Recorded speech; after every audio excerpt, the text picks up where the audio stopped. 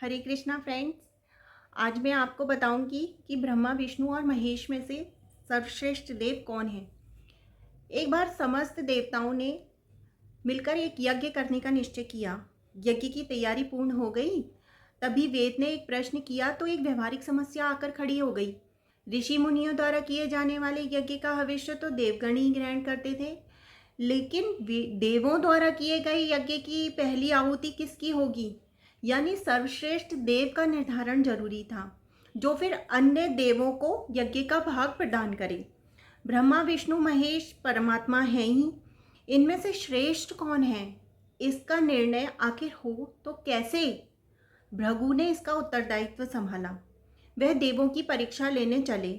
ऋषियों से विदा लेकर वह सर्वप्रथम अपने पिता ब्रह्मदेव के पास पहुंचे।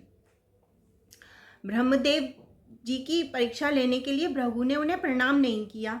इससे ब्रह्मा जी अत्यंत कुपित हो गए और उन्हें शिष्टता सिखाने का प्रयत्न किया।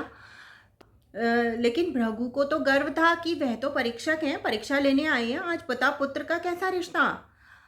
भृगु ने ब्रह्मदेव से अशिष्टता कर दी। ब्रह्मा जी का क्रोध बढ़ गया और अपना कमंडल लेकर पुत्र को मारने भागे। भृगु किसी तरह से वहां से जान बचाकर भागे। इसके बाद शिव जी के लोग कैलाश गए। भृगु ने फिर से वहां पर धृष्टता की, बिना कोई सूचना का शिष्टाचार दिखाए शिवगणों से बिना आज्ञा लिए सीधे वहां पहुंच गए जहां शिवजी और माता पार्वती विश्राम कर रहे थे। आए तो आए, साथ ही अशिष्टता का आचरण भी किया। शिवजी शांत रहे, पर भृगु ना समझे। शिवजी को क्रोध आया तो उन्होंने अपना त्रिशूल उठाया और भृगु वहां से भी भागे। अंत में वह भगवान विष्णु के पास क्षीर सागर पहुंचे। श्री हरि शेषशैया पर लेटे हुए थे और निद्रा में थे, और देवी लक्ष्मी उनके चरण दबा रही थीं।